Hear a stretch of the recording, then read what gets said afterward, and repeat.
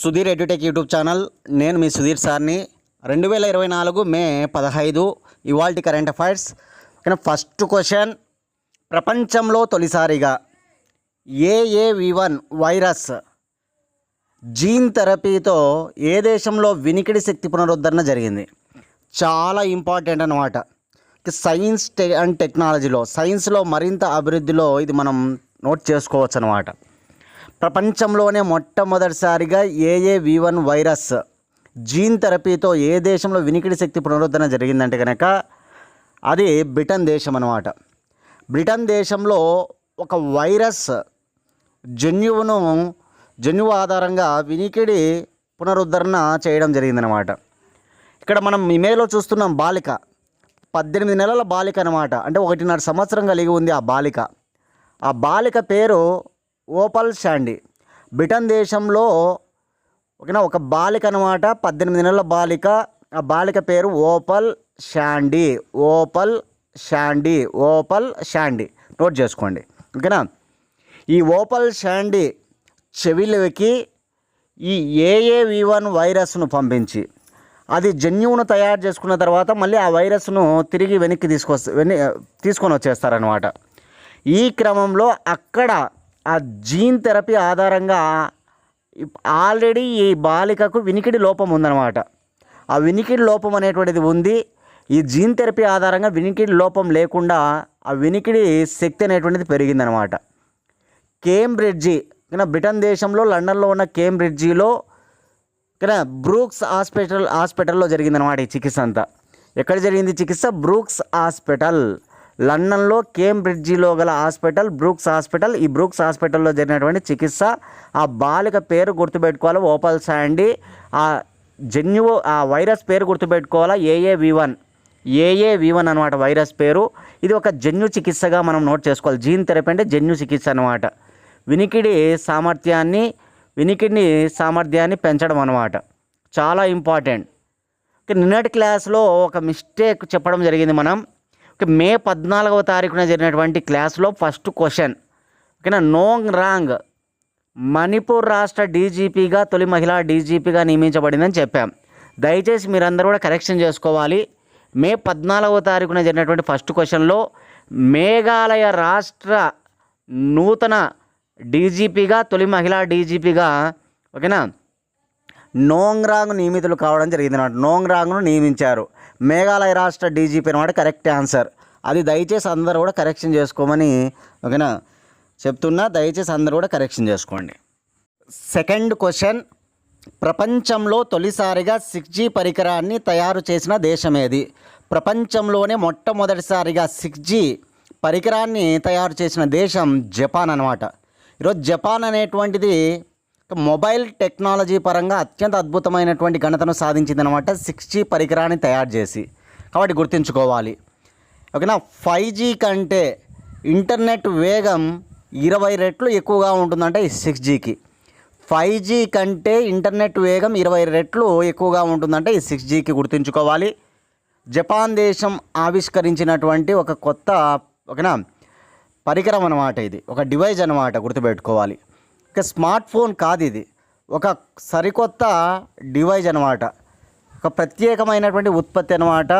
అభివృద్ధి చేసింది Japan country. గుర్తుంచుకోవాలి 6G. ఇప్పుడు 6G డివైజ్ను ఏ దేశం తయారు చేసింది ప్రపంచంలో మొదటిసారిగా అంటే మాత్రం గుర్తుంచుకోవాల్సింది జపాన్. జపాన్ రాజధాని టోక్యో.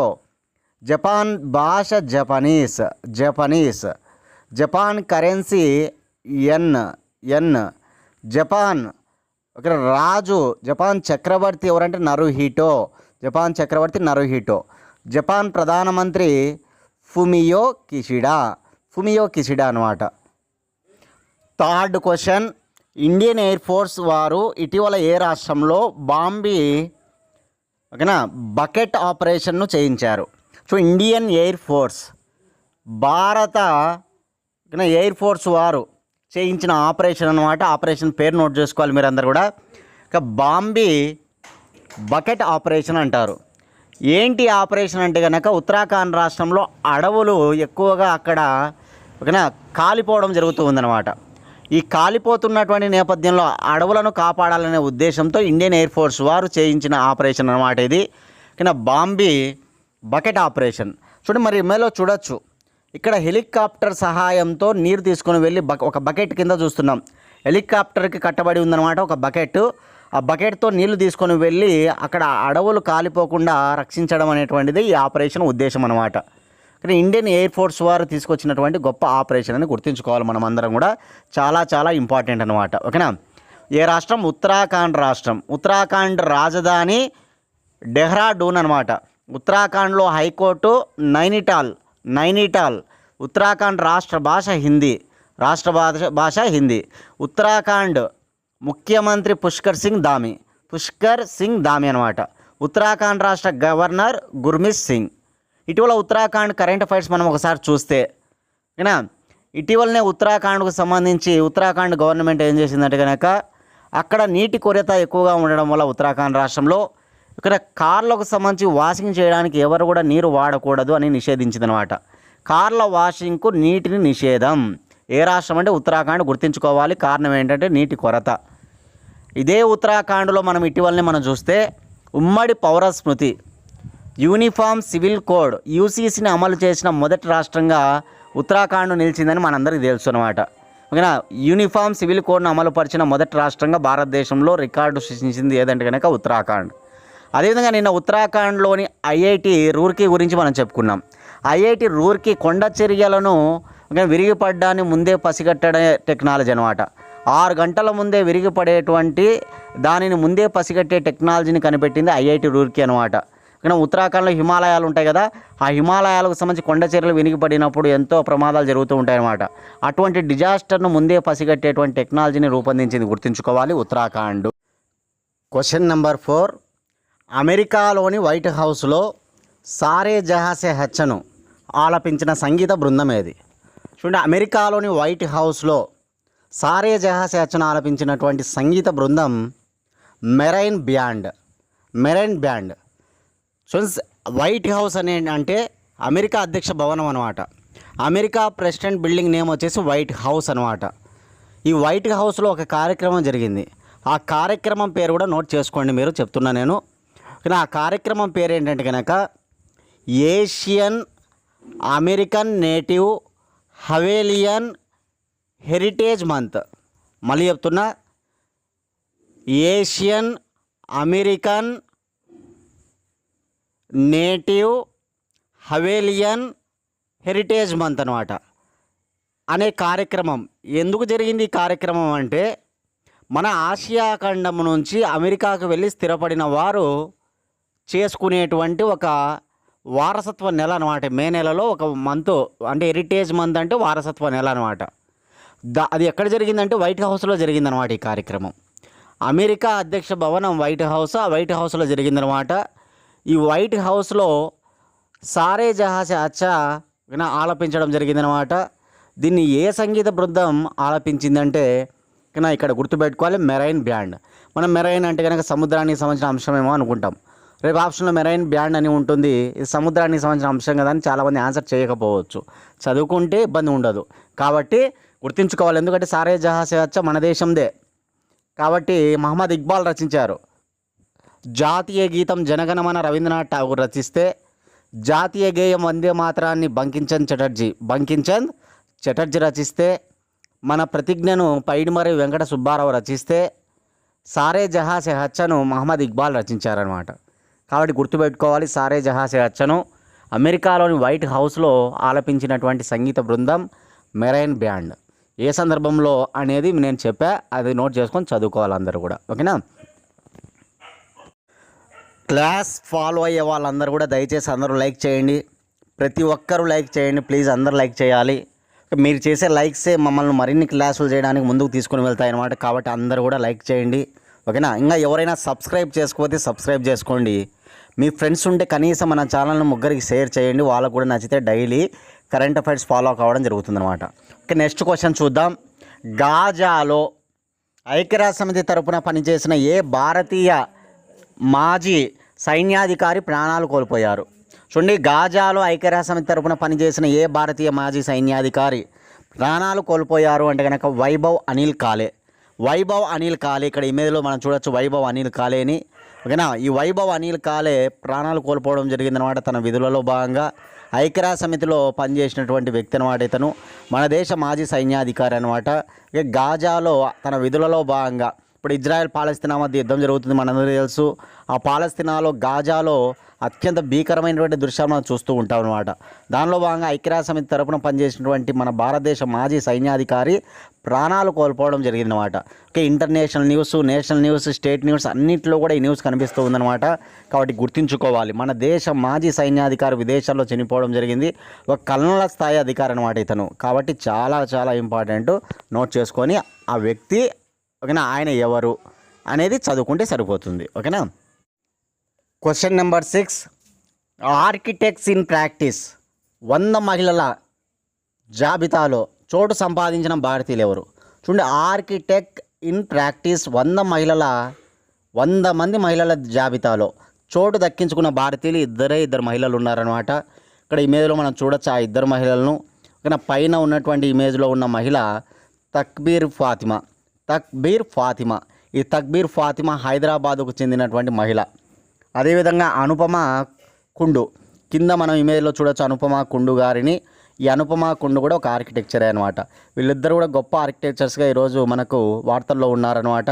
ఓకేనా, ఆర్కిటెక్ట్ ఇన్ ప్రాక్టీస్ 100 మహిళల జాబితాలో 100 మంది మహిళల జాబితాలో చోటు సంపాదించినటువంటి వ్యక్తులు అనమాట ఇద్దరు కూడా. ఇద్దరు పేర్లు గుర్తుపెట్టుకోవాలా, వాళ్ళు ఏ ప్రాంతాలకు చెందినవారు అనేది గుర్తుపెట్టుకోవాలి. Okay, Takbir Fatima, okay, Anupama Kundu. 7th question, ప్రపంచంలో తొలి ఆర్టిఫిషియల్ ఇంటెలిజెన్స్ ఆధారిత స్పోక్ పర్సన్ విక్టోరియా సి ఏ దేశానికి చెందినది? చూడండి, ప్రపంచంలోనే మొట్టమొదటి ఆర్టిఫిషియల్ ఇంటెలిజెన్స్ ఆధారిత స్పోక్ పర్సన్ విక్టోరియా సి ఏ దేశానికి చెందినది అంటే కనుక ఉక్రెయిన్ అని గుర్తుంచుకోవాలి. ఉక్రెయిన్ అనమాట. రష్యా మరియు ఉక్రెయిన్కు మధ్య యుద్ధం జరుగుతుంది, మనందరికీ తెలుసు. ఈ నేపథ్యంలో ఉక్రెయిన్ దేశ ఏదైతే విదేశాంగ శాఖ ఉంటుందో వాళ్ళు ఒక స్పోక్ పర్సన్ను, ఆర్టిఫిషియల్ ఇంటెలిజెన్స్ ఆధారిత స్పోక్ పర్సన్ను తీసుకురావడం జరిగిందనమాట. కాబట్టి గుర్తుపెట్టుకోవాలి, ఉక్రెయిన్ దేశానికి చెందినటువంటి ఆర్టిఫిషియల్ ఇంటెలిజెన్స్ ఆధారిత స్పోక్ పర్సన్, తన పేరు విక్టోరియా సి. మనం ఇమేజ్లో చూడొచ్చు విక్టోరియా సిని. ఓకేనా, ఇమేజ్లో మనం చూడొచ్చు విక్టోరియా సి పేరు గుర్తుపెట్టుకోవాలి. స్పోక్ పర్సన్, ఆర్టిఫిషియల్ ఇంటెలిజెన్స్ ఆధారిత స్పోక్ పర్సన్ అనమాట. మన భారతదేశంలో మనం చెప్పుకున్నాం మహిళా రోబో టీచర్ అనమాట. తొలి మహిళా రోబో టీచర్ పేరు ఐరిస్, కేరళ రాష్ట్రం అని చెప్పుకున్నాం. అదేవిధంగా మొట్టమొదటి మహిళా రోబో యాంకర్ లీసా, ఒరిస్సా చెప్పుకున్నాం. లీసా అనేటువంటిది ఒక రోబో యాంకర్ అనమాట. ఐరిస్ అంటే ఒక రోబో ఓకేనా టీచర్ అనమాట, కేరళ రాష్ట్రం. అదేవిధంగా ప్రపంచంలో మొట్టమొదటి ఆర్టిఫిషియల్ ఇంటెలిజెన్స్ ఆధారిత సాఫ్ట్వేర్ ఇంజనీర్ ఎవరంటే కనుక డెవిన్. మొట్టమొదటి సాఫ్ట్వేర్ ఇంజనీర్ అనమాట, ఆర్టిఫిషియల్ ఇంటెలిజెన్స్ ఆధారితంగా డెవిన్ అనమాట. మన భారతదేశంలో సాఫ్ట్వేర్ ఎవరంటే కనుక దేవిక. మొట్టమొదటి ఆర్టిఫిషియల్ ఇంటెలిజెన్స్ ఆధారిత సాఫ్ట్వేర్ మన దేశంలో ఎవరంటే కనుక దేవిక అనమాట, గుర్తుంచుకోవాలి.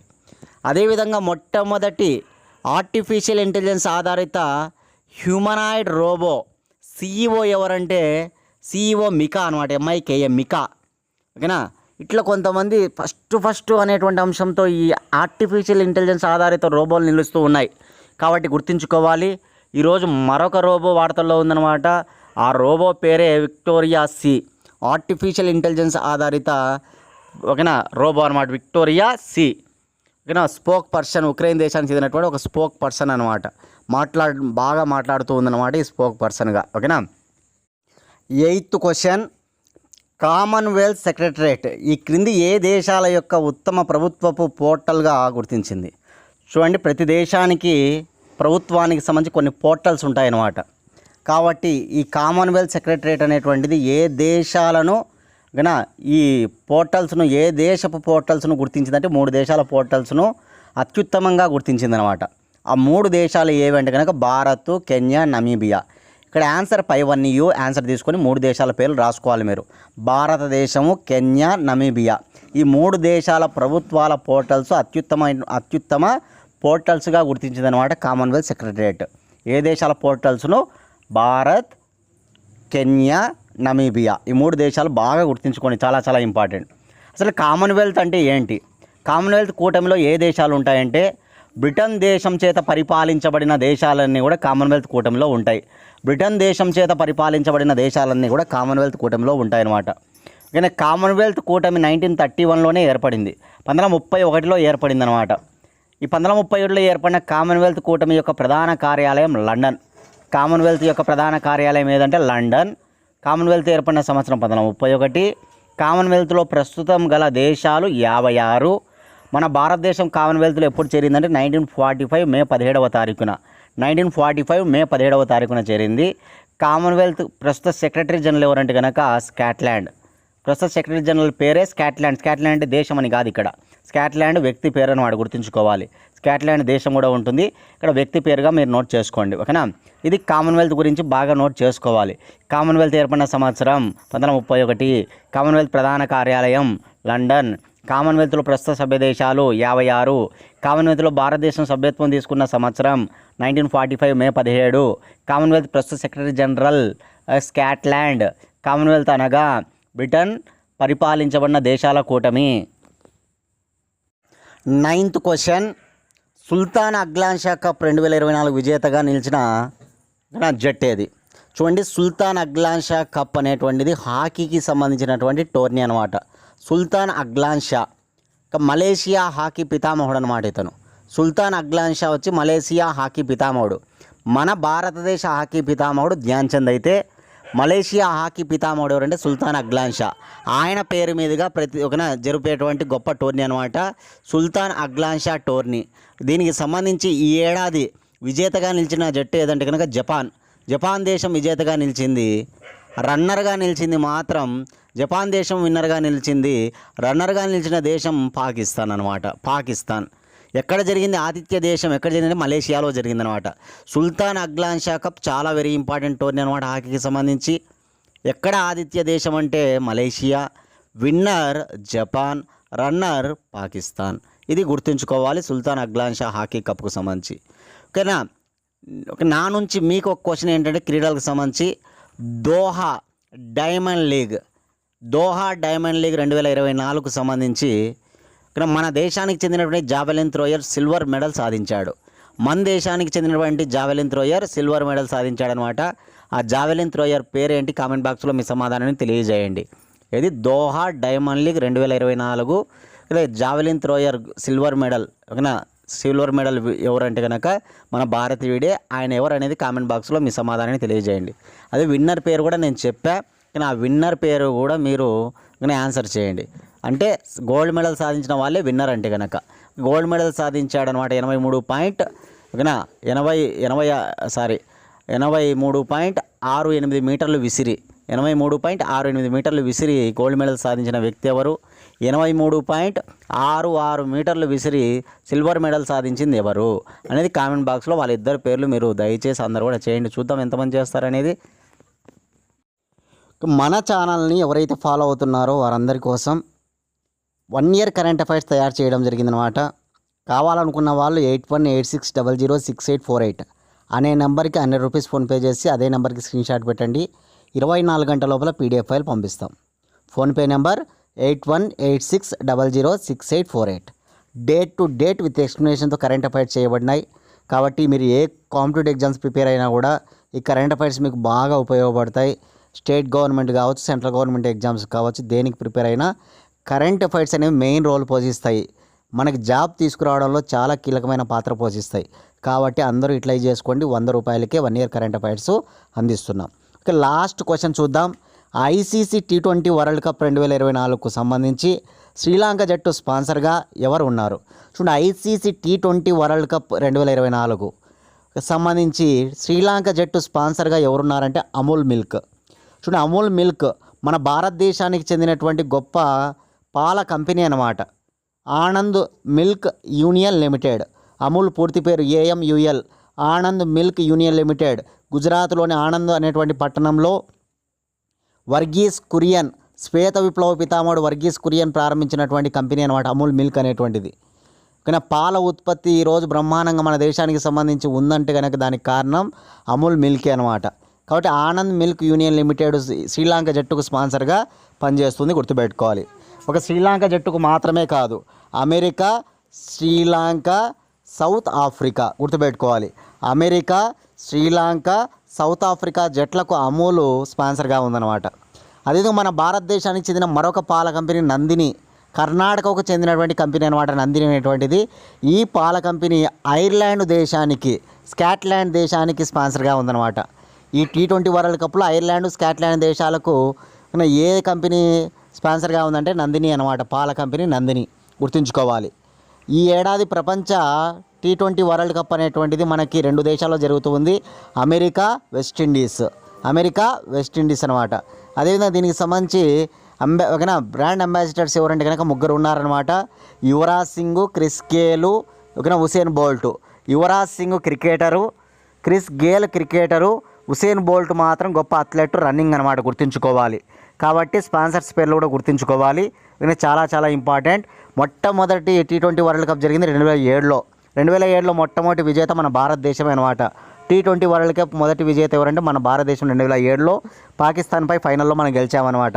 ఇవి ఇవాల్టి కరెంట్ అఫైర్స్. రేపటి క్లాస్లో మళ్ళీ కలుసుకుందాం ఫ్రెండ్స్. థ్యాంక్స్.